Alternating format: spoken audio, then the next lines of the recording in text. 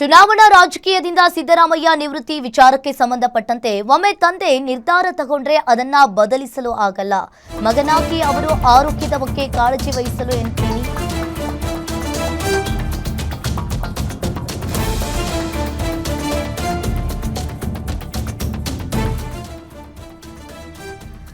ಚುನಾವಣಾ ರಾಜಕೀಯದಿಂದ ಸಿದ್ದರಾಮಯ್ಯ ನಿವೃತ್ತಿ ವಿಚಾರಕ್ಕೆ ಸಂಬಂಧಪಟ್ಟಂತೆ ಒಮ್ಮೆ ತಂದೆ ನಿರ್ಧಾರವನ್ನ ತಗೊಂಡ್ರೆ ಅದನ್ನ ಬದಲಿಸಲು ಆಗಲ್ಲ. ಮಗನಾಗಿ ಅವರು ಆರೋಗ್ಯದ ಬಗ್ಗೆ ಕಾಳಜಿ ವಹಿಸಲು ಎನ್ನುತ್ತೇನೆ. ಮೈಸೂರಿನಲ್ಲಿ ಸಚಿವ ಯತೀಂದ್ರ ಸಿದ್ದರಾಮಯ್ಯ ಪ್ರತಿಕ್ರಿಯೆಯನ್ನ ನೀಡಿದ್ದಾರೆ.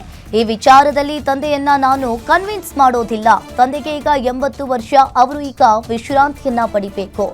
ಇಷ್ಟು ವಯಸ್ಸಿನಲ್ಲಿ ಚುನಾವಣೆಗೆ ನಿಲ್ಲಿ ಅಂತ ಒತ್ತಾಯಿಸಲ್ಲ. ನನಗೆ ನನ್ನ ತಂದೆಯ ಆರೋಗ್ಯ, ವಿಶ್ರಾಂತಿ, ಜೀವನ ಬಹಳ ಮುಖ್ಯ.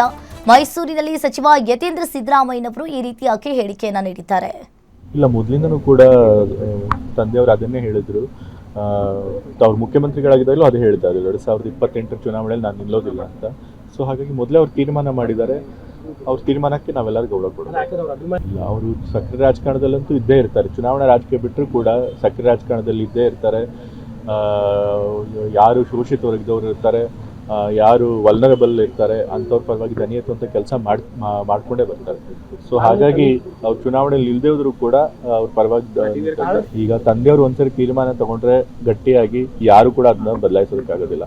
ಸೊ ಮತ್ತೆ ನಾನು ಕೂಡ ಒಬ್ಬ ಮಗ ಆಗಿ ತಂದೆಯವರು 80 ವರ್ಷ ಹತ್ರ ಬಂದಾಗ ಅವರು ಸ್ವಲ್ಪ ಆರೋಗ್ಯದ ಕಡೆ ಗಮನ ಕೊಡಲಿ, ಮತ್ತೆ ತಮ್ಮ ಕೆಲಸ ಅದು ಇದು ಅಂತ ಹೇಳಿ ಆರೋಗ್ಯ ನಿರ್ಲಕ್ಷ್ಯ ಮಾಡದೇ ಇರಲಿ ಅನ್ನೋ ಬಯಕೆ ನನಗೂ ಇರುತ್ತೆ. ಸೊ ಹಾಗಾಗಿ ನಾನು ಕೂಡ ಕನ್ವಿನ್ಸ್ ಮಾಡಬೇಕು.